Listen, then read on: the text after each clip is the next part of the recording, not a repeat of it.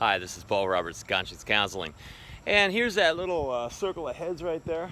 And I think there was a bench over there and a bench over there. And I sat on that bench, and he sat on that bench. I don't think these ones right here were ever even here. I think these were added. I don't remember them. Of course, there were a lot more bushes. Well, you couldn't see the street. We were all like enclosed in here. Most people would probably get in here and cause problems, but we don't do that. We talk about problems and what we can do to work on them. I think that's a positive way to be a youth. I'd like to see more people spending their time like that. I'm going to try to do a lot more of that. I have tried. I've asked my friends to help me. I keep on trying to find ways to get better at what I do, so that even if nobody helps me, one day something might happen, someone might catch on to something I'm saying or doing, and through various means I can't imagine right now, I'll be prepared, and they'll ask me to do something, and I'll be ready. If I can't get anybody to help me and I can't find my own path, I'll just prepare myself, and I'll be ready if ever and however asked. So we're going to do this video here tonight as a part of my preparation, my marking 35 years, over 35 years, since we first sat here and started talking. So I sat here on a bench, I looked across Denise over here, and we talking about our problems. My son says, everybody has problems. Yeah, they do.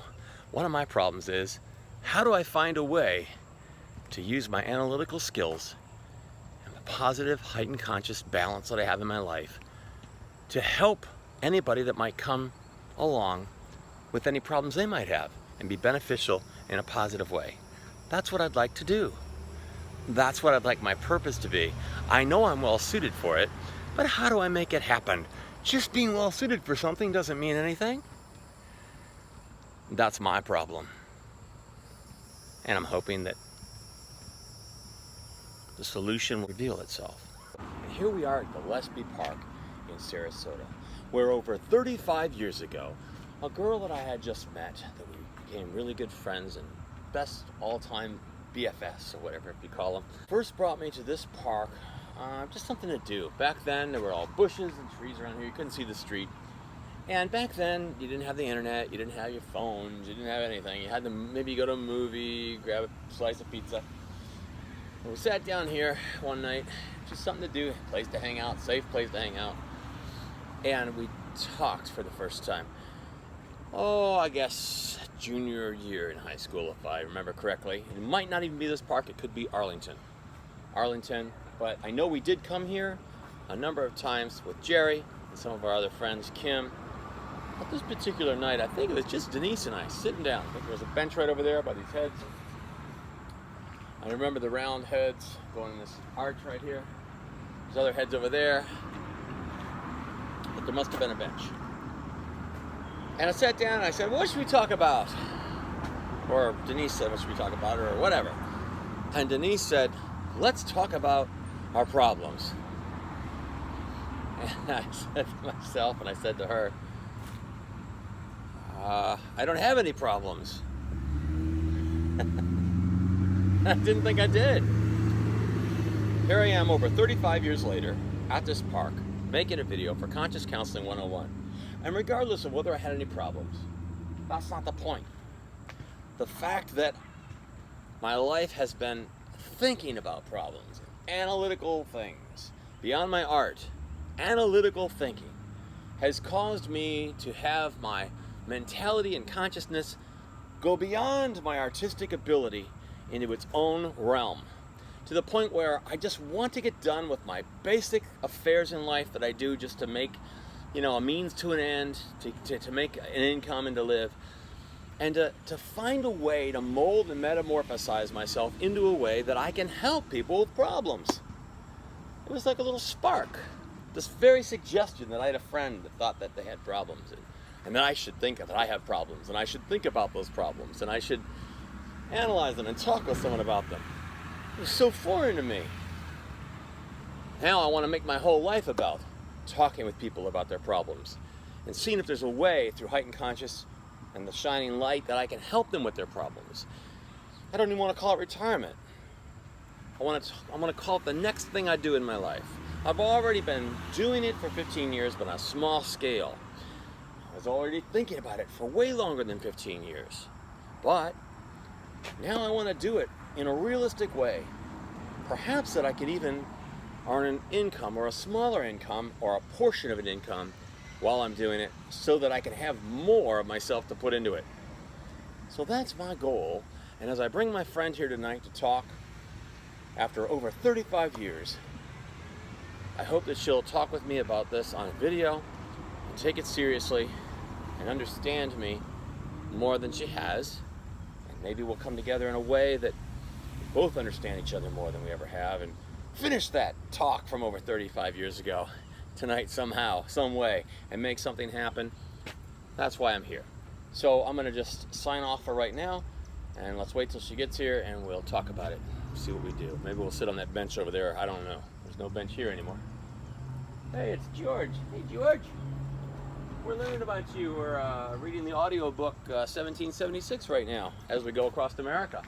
We're going to visit the colonies again for another tour in our 77 Volkswagen van, and we've heard all about your stuff that you did. We wouldn't be standing here today with the freedoms we have. One for you. But you were a problem man.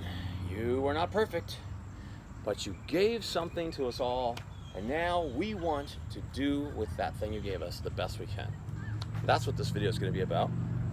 So George, you'll be watching over our shoulders as we do this. This is my friend Denise, and we have known each other for over 35 years. And I was just saying to her just now that we sat in this park, I believe. I could be wrong, it could be Arlington. And we sat down for the first time together without other friends and stuff. And we said, let's talk about stuff. What should we talk about? And Denise said, let's talk about our problems. She had a totally different life than me. And I said, I don't have any problems. And Denise just said now, before I started the video, oh, I had lots of them, I just wasn't aware of them. And she's probably right. But I, as an analytical artist, spent my time analyzing what was on the canvas, what was behind the video camera, what was in the movies, whatever. I was always analyzing. And I never was quite happy with where I was. And I wanted to do something more important. Like Denise is already doing something more important. She's helping people care for them, have care that they need. I wish I could be a teacher or a caregiver. I guess something that's always been missing in my life is the ability to help people. And I say to myself, where's my artwork that's on the wall? I left the video production and the movies. Where's my thing that I make? My thing's in here. And I gotta get it out somehow. And my problem that I most see that I have right now is, how do I make that manifest in this world? How do I help? How do I take what I think is part of the light, and in my way, like Denise does, do it in a way that can help the world somehow? Because that's a life purpose type thing. That's heavy. That's heavy. I call it being an impressionist. You don't leave anything behind but an impression.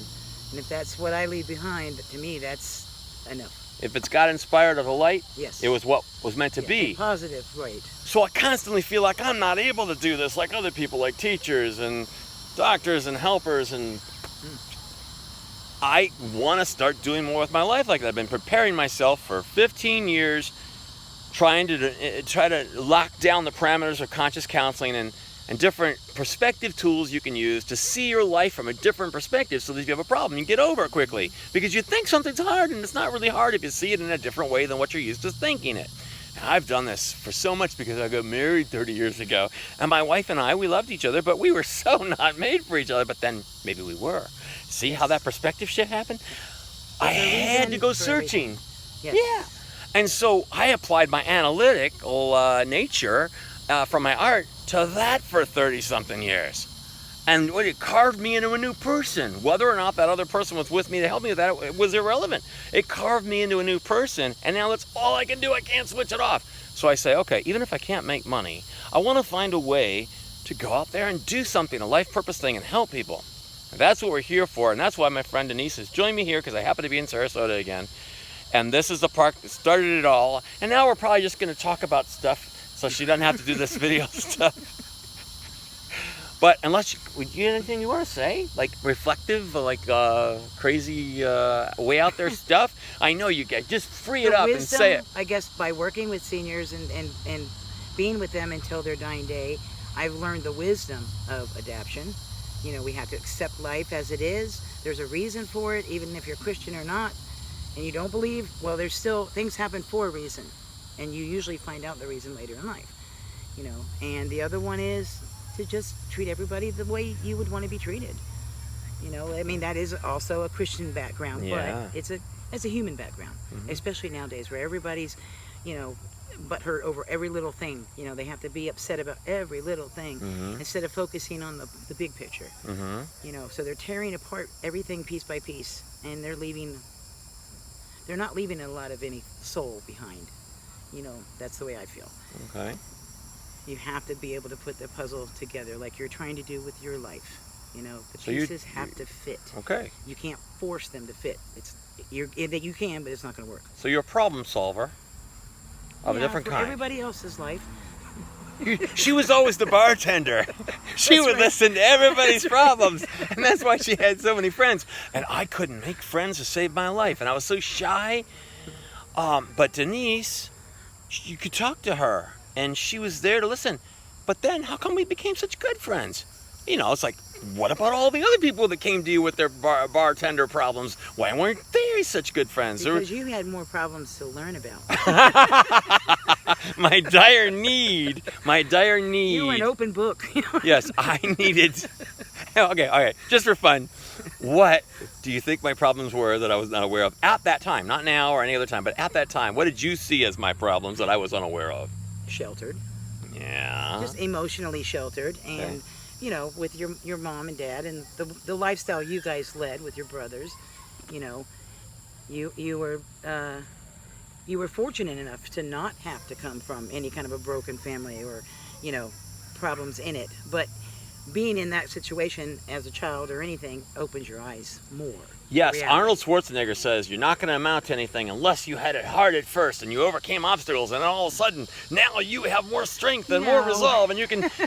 I don't think that. No. But I don't know if I look to him for advice anymore, even though I think I like him in the There's movies. people But, that have come from good backgrounds, you know, it's not. yeah. But nowadays it's very common. It's more common now to have that than to have people celebrating, you know, 30 plus years of marriage. You know, you've got 3, 4, 5 marriages behind you. She has 4 kids from this dad, from this dad, from this dad. So now it all depends on the family, what you consider your family. So if you apply yourself, progress has to come because you have adversity Oh, there. yes. My mom, you know, my mom's number one thing was to always think positive. She would tell me at church, if there's somebody that you don't like, or they don't like you, you know, you're not going to like everybody. So focus on their earrings or their hair or their shirt, something that you do like about them, even if Yeah. it's artificial, superficial. Focus Okay. on that while you're with them so you can get past it. Now, I don't remember anything that your mother ever taught me except that her presence and her loving heart. Yeah. And that was the biggest thing. And I always tell this story to anybody that knows Pastor Picker, but I don't remember a single sermon or a single thing he ever Me taught neither. from that pulpit. Except sending us home because we wore blue jeans one night. Okay. I remember that. But I remember one very important thing. One time he asked me to if he could borrow my airbrush equipment. I don't know what he wanted to do with it, but I let him borrow it. And it was the crappiest, junkiest stuff you ever saw. And what a mess, man. One thing I did not know how to do is take care for anything or clean anything up. And he returned it to me, and it looked brand new. And I go, I don't care if he's only doing this to save his soul. I don't care what the purpose is. He is making a demonstration of what how- God wants yes. us to be like. Yeah. And by golly, that's all it was worth, just all those years of going to that church, just for that one demonstration that, of God allowing him to do, that he took the baton and did. And that was what I got. And that's all you need, isn't it? I'd like to be able to do that, just one thing in the life of many individuals or some individuals, and I'm not doing it in the life of any that I'm aware of. And that leaves me hollow. That I leaves me. understand that. My whole purpose in life, if I do not have someone to care for, that's why I went into the business. Mm-hmm. And then, of course, having my son, special needs. Mm-hmm. You know, he is more than a handful, and I get a lot of this. Good luck with the police But you and do it anybody on your that's own. involved. Yes, no help. You can do Just it. a pat on the back and going, "You're strong." Yeah. You know, Yeah. I'm not dead. So, But you are. But you are. yeah, You are. but there are times that I ask God, you know, I understand I'm strong and I do appreciate you giving me the strength. However, you know, it would be nice to get a break. Yeah. and Well, have, you know, a little bit of this normalcy. For a maybe while. the way you think it's supposed to be is not the way it's supposed to be, but anything good you do is worth it all. Yeah. Maybe it's that way.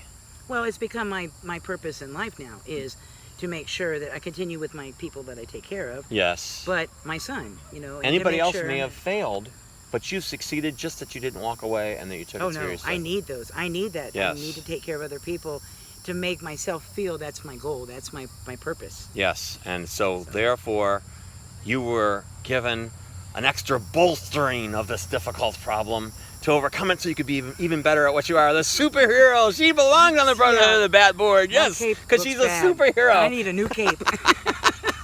But she accomplishes it. All right. Thank you, Denise, for those important words. Just anything more than being sheltered? Did you think I was problematic in other ways besides just I didn't have any life experience? Well, and I don't. It doesn't want to be sound. You know, it doesn't want to make me sound negative towards you, because it's not in a negative way. It's just the comparisons because of our backgrounds. You were already looking at people's problems, so I Yes. expect that you saw mine right Yes. away, even though I didn't see them. I saw. Well, along with being sheltered comes being naive, because you're not aware. No worldly experience whatsoever. Yeah. Yeah. But you talked about it, so I knew that the desire was there to grow as a young man, and you know. Oh, into a new okay. world. I did. Yeah, I Okay. could see that, because Okay. you asked me tons of questions and were curious about everything. Okay. But you always wanted to be behind the scenes. You didn't want to, you know. Oh yeah. Approaching behind other the people. scenes. Oh, that's me, I man. was, and I've been that way with a lot of people too. Sadly, I don't give them a chance to do a lot of talking, I guess. So they just push me out front and go, get them, Denise. I think you do give them a chance. That was the whole thing about you. People knew they could come to you. Yeah, I like to listen to other people's problems. So, no matter what happens, I'm just going to go forward from this moment with faith that this is a big part of the stuff behind everything, folks, and that's why I'm documenting this, and thank you for helping me. Honestly, I knew nothing about the Batman side of you, though. That was you and Eric. Oh, well, And it wasn't, evidently, it wasn't big enough in your life at that point no. for me to even know about it. No, it's like my You know? son sat down today and started making sketches of zoo designs again. Yeah. He says, I haven't done this since before I started college, because Yeah. he didn't have any time. Well, during high school and those difficult years of learning and all the things I had to apply myself to and art and everything, I didn't have time to think about those things. And then later on in life, when I said, what am I going to do? What would I like to spend my time doing? What does life give me the tools to do? All of a sudden, this pops up and I go, yeah, that's big. Yeah. And I remember you having shows and doing yeah, the guy with the circle house. I don't remember his name. Where you used to go that taught you. Richard Capes? Yes. Yes. Huh. Didn't he live in a roundhouse or something like that? Mm, I thought his studio was trying like to that. think where you... I remember being there, you know, and you introduced me to him, and because I was Oh, really? interested, you know, I wasn't anywhere okay. by means artistic in I that can't sense. remember. You know. All right. Well, this was great. I'm going to put this down, let my arm rest, and now Denise and I are going to just share private things. Because she's already saying things that is amazing me that I don't remember, and I know she knows things that I don't know, and I'm going to benefit in You those have ways. an edit button. Yeah, but my arm's getting tired. All right. So anyway, thank you, Denise. And you've been a meaningful force in my life from day one, and you will be all the way, even if you're not here tomorrow, you still will be. And if I'm not here tomorrow, hey, maybe I did something already, you don't know Yeah. it. Anyway, signing off for tonight, folks.